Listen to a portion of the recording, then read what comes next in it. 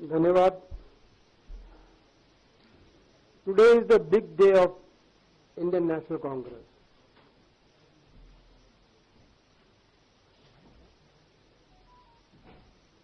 A proudful moment for all of us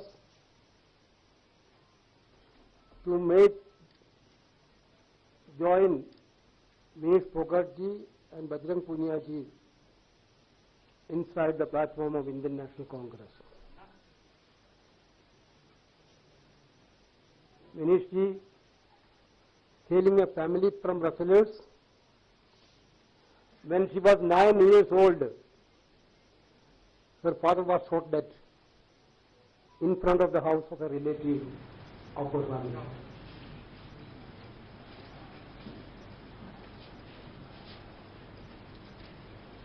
Can you imagine that?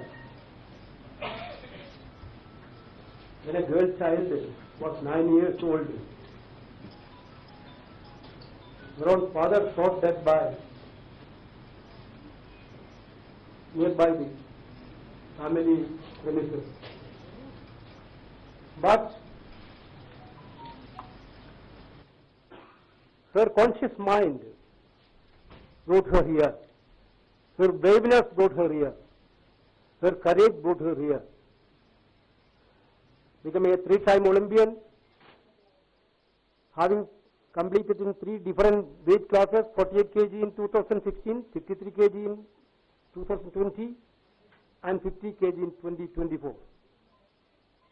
In 2024, she became the first Indian woman wrestler to have reached finals at the Olympic Games. However, we know, most disappointed news, India heard that point of time she had been disqualified.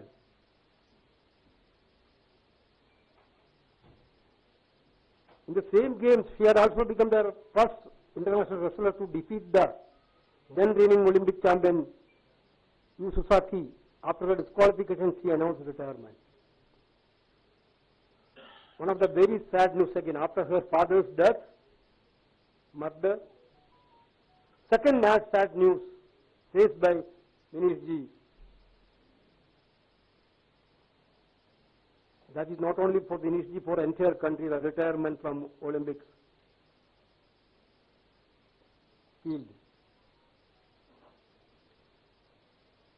You know her journey, completely her journey, you know that. The moment she led along with Bajrang Punia ji and other wrestlers, they took up their cases of self-respect, decency in their field, which is totally denied by the Wrestlers Association of India.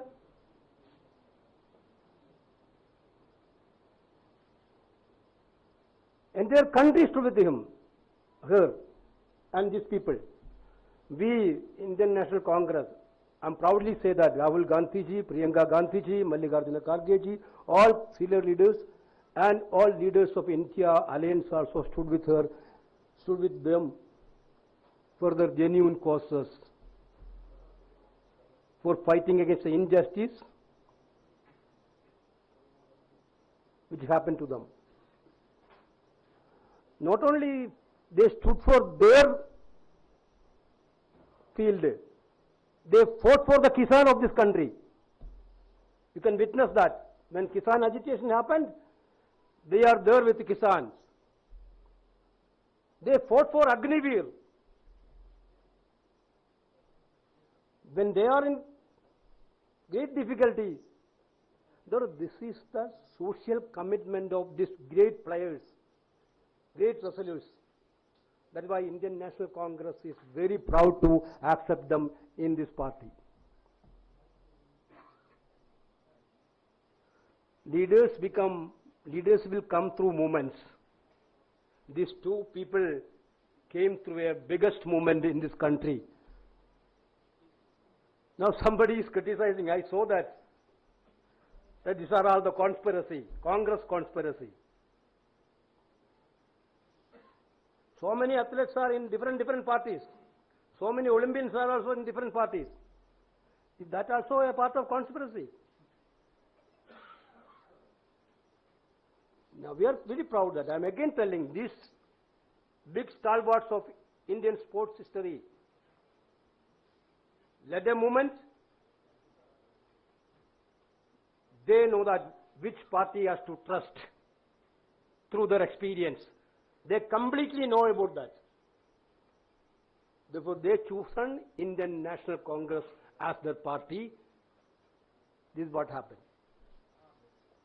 Bajrang Punia ji, I don't want to introduce much because everybody know Bajrang Punia ji, an Indian freestyle wrestler who complete in the 65 kg weight category at the 2020 Tokyo Olympics. Punia won bronze medal there. Prominently advocated farmers' cause, everybody. Now, he requested, what was the request from him, sir? I am very much happy to say that. Our Congress President and Rahul Gandhi was also very much happy by hearing the request. He told, I need to have a platform in the party to work for the farmers of this country.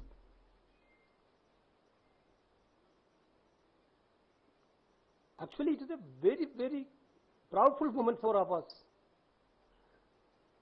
He protested against the 3 farm laws and protested for Agniveer scheme.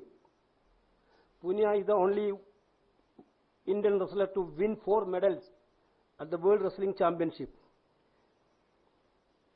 He won a gold medal at the Asian Wrestling Championship held in 2017 and 29. He also won gold medal in 2018, 2022 Commonwealth Games and 2080 Asian Games. He received Arjuna Award also. He is an Arjuna Award. Therefore, we are very happy. Surprisingly, I have to show one notice to you, which Vinesh got today. She resigned her job today itself. After resigning, she got a WhatsApp message from railway authorities.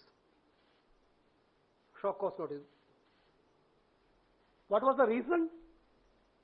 Yesterday, you people in their television media and newspapers printed their photo along with the Rahul Gandhi, leader of opposition of this country.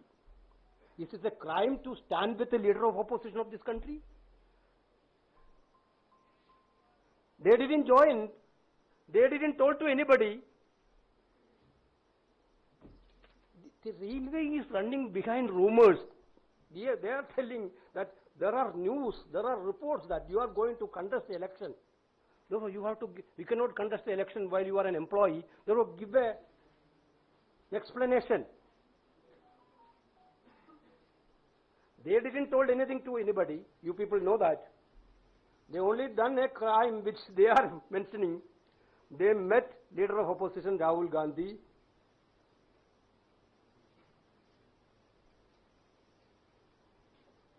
They are not leaving her. Are they not leaving her?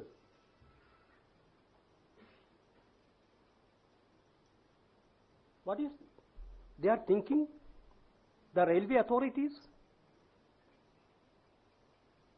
Are they want to penalize again? Enough is done. Now also you are not leaving. Here also, I think you also got it. Bajrang also got it. Enough has done. Then also they don't want to leave it. I am gently reminding the authorities of the railway, now the country will be with these 2 players, entire country. Don't play politics on all these issues. They already resigned from the job.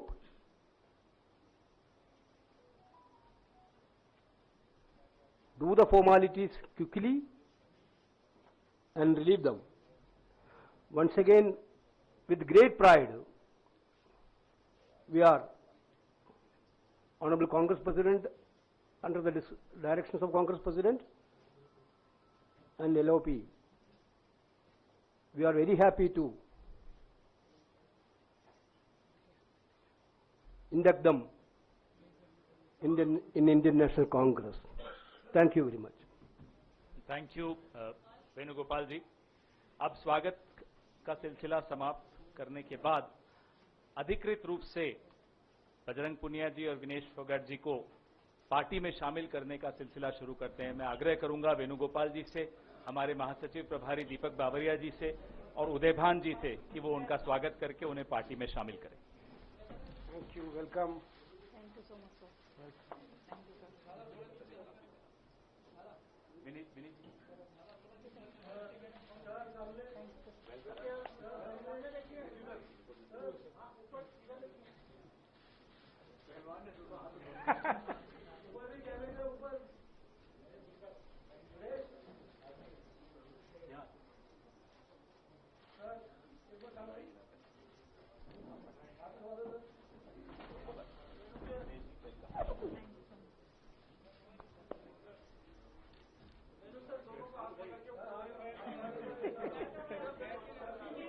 Thank you, sir.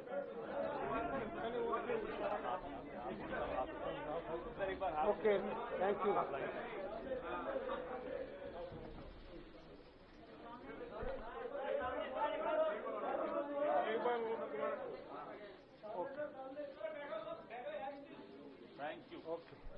Thank you. अब मैं विनेश फोगाट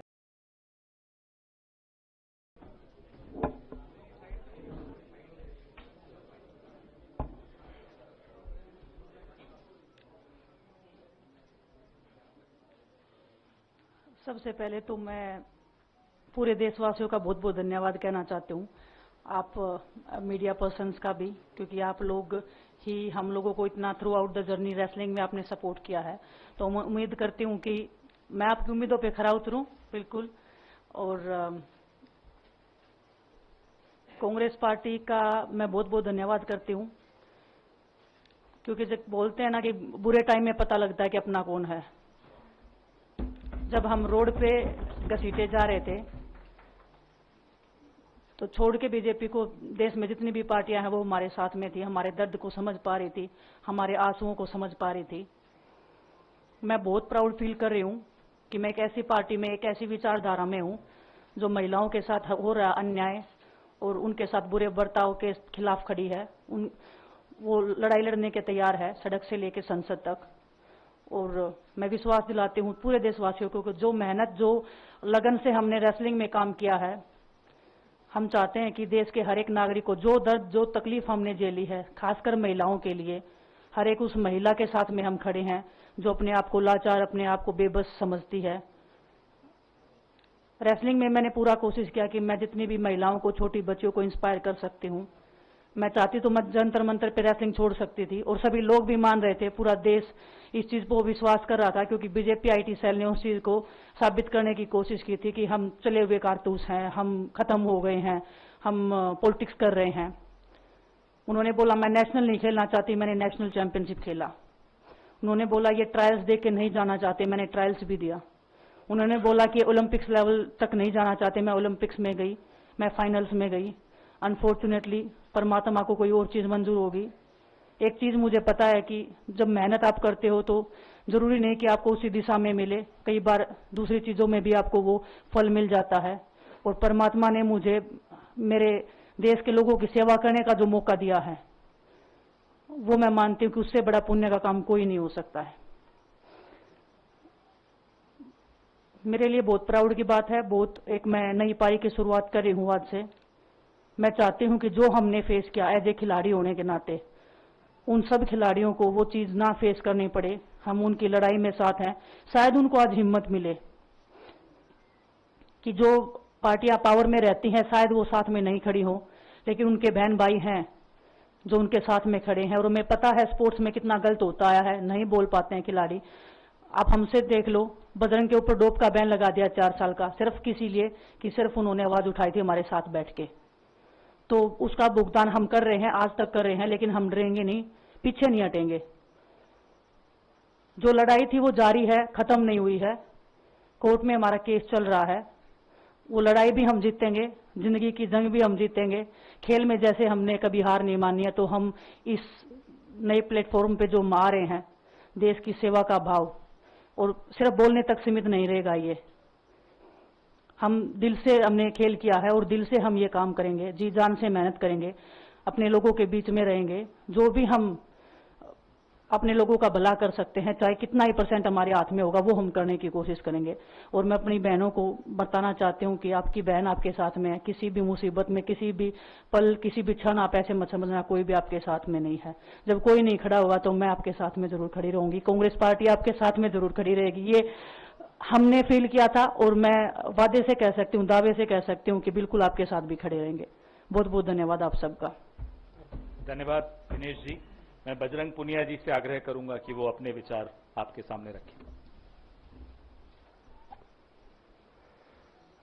सभी को नमस्कार। और मैं धन्यवाद दूंगा केसी जी का, हरियाणा के प्रभारी हमारे दीपक बावरिया जी का, अध्यक्ष हमारे उदयभान जी का, पवन खेड़ा जी का और विनीत पुनिया जी का, और जितने भी कांग्रेस के हमारे लीडर हैं उन सब का, कि हमें विनेश ने बताया कि बुरे समय में हमारे साथ खड़े हुए।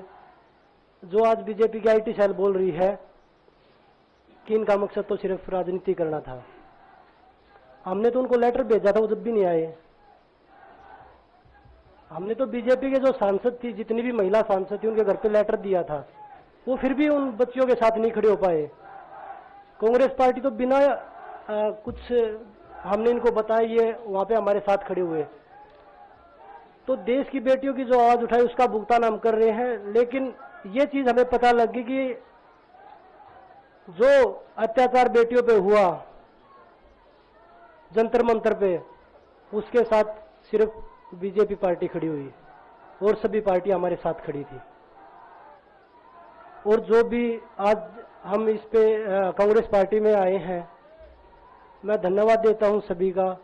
हम अपनी पूरी मेहनत, जितनी हमने कुश्ती में मेहनत की है, जितनी हमें किसान आंदोलन में मेहनत करी है, जितना अग्निपथ योजना के टाइम पे मेहनत करी है और बेटियों के आंदोलन में मेहनत करी है, ऐसे ही मेहनत करेंगे और कांग्रेस पार्टी को भी मजबूत करेंगे और देश को भी मजबूत करेंगे।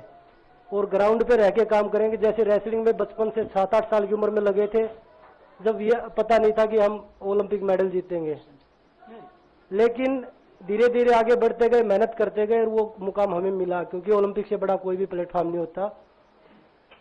और जिस दिन विनेश फाइनल में गई, उस दिन पूरा देश जोश में था, पूरा जश्न हुआ। लेकिन अगले दिन जो घटना हुई, पूरा देश दुखी था। लेकिन कुछ IT सेल थी जो पूरा देश में जश्न मना रही थी। तो ये देश के लिए बड़े दुख की बात है। और पूरे देश को सोचना चाहिए कि आप किन लोगों को सपोर्ट कर रहे हैं।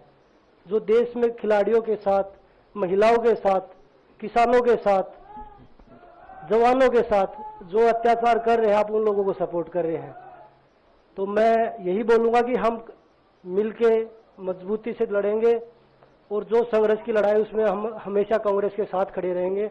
और जो विनेश ने बोला कि हम हर जो महिला, जो बेटियां, देश की बेटियां हैं जिनके साथ अत्याचार होता है, हम उनकी आवाज हमेशा उठाते रहेंगे। सभी का धन्यवाद। धन्यवाद बजरंग जी। अब कार्यक्रम को हम यहीं समाप्त करेंगे। सवाल नहीं ले पाएंगे क्योंकि बहुत सारी बैठकें हैं। वेणुगोपाल जी को भी जाना है, बजरंग जी को भी, विनेश जी को भी, दीपक जी को भी। अच्छा, एक एक करके फोर क्वेश्चन बोलिए।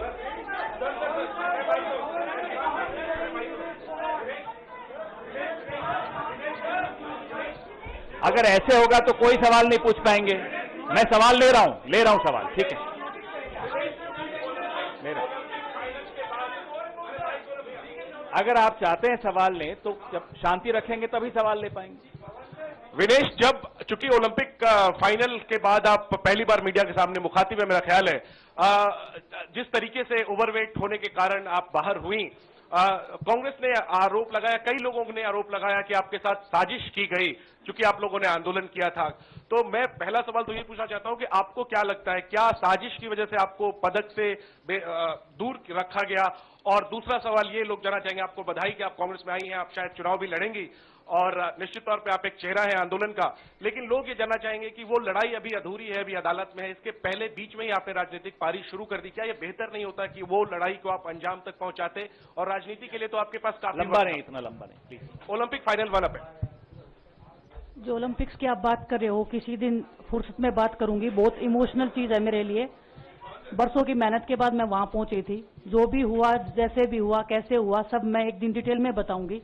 थोड़ा सा आपको सब्र, आपको थोड़ा सा पेशेंस रखना पड़ेगा उसके लिए इमोशनली बहुत प्रिपेयर होना पड़ेगा मुझे ही, क्योंकि मैं उस फेज में बार बार नहीं जाना चाहती। दूसरा आपका जो सवाल था, जी नहीं, मैंने आपको, जब मैं बोल रही थी, मैंने यही बोला था कि लड़ाई अभी खत्म नहीं हुई है। कोर्ट में केस चल रहा है। ब्रजभूषण को पूरा बीजेपी पार्टी उनको सपोर्ट कर रहा है। हमारे साथ में अपोजिशन खड़ा है। कांग्रेस पार्टी ने, हम जब रोड पे घिसट रहे थे तो पहली पार्टी थी जो हमारे सपोर्ट में खड़ी थी। गणिका को लेने उन्होंने, उनको जो सपोर्ट दिया हुआ, आज हमारा परिवार हमारे सपोर्ट में खड़ा है, तो हमें एक ताकत मिलेगी, एक हौसला मिलेगा। क्योंकि आपको पता है, इतनी बड़ी लड़ाई बिना हौसले के, बिना ताकत के नहीं लड़ी जाती है। वो लड़ाई को हम अंजाम पे पहुंचा के आपसे उस दिन मैं बात करूंगी। बिल्कुल, धन्यवाद। विनेश जी और बजरंग जी, मेरा आपसे सवाल है, क्योंकि आप कांग्रेस पार्टी में शामिल हो चुके हैं, लगातार ये खबरें चल रही हैं कि आप लोग चुनाव लड़ना चाहते हैं। क्या आप लोग कांग्रेस पार्टी की टिकटों पे चुनाव लड़ना चाहते हैं, और क्या विनेश जी आप अपनी चुनावी पारी की शुरुआत इस चुनाव से करेंगी? अब कांग्रेस में आई है तो फिर और किसी टिकट पे थोड़ा ही जाएंगे। कांग्रेस पार्टी टिकट सीसी में डिसाइड करना चाहिए। आ रहा माइक वहाँ, पवन जी एक सवाल इधर से। पवन जी आ रहा वहाँ भी आ रहा है। अरे पूछ रहे हो विनेश जी, 2 सीट अभी जो कयास लग रहे हैं वो 2 सीटों पर लग रहे हैं, एक जुलाना और एक चरखी दादरी। विनेश जी, अगर इन 2 सीटों में से ये सवाल आपको शाम को, कल जब भी टिकट्स आएंगे तब कर लीजिएगा। विनेश जी, मायका या ससुराल, किसको चुनेंगे आप? हाँ? मायका या ससुराल, दोनों सीटें आपके लिए कही जा रही है। दोनों एक मेरी जन्मभूमि है, एक मेरी कर्म भूमि है, धन्यवाद, दोनों मेरे thank लिए you। बहुत जरूरी है।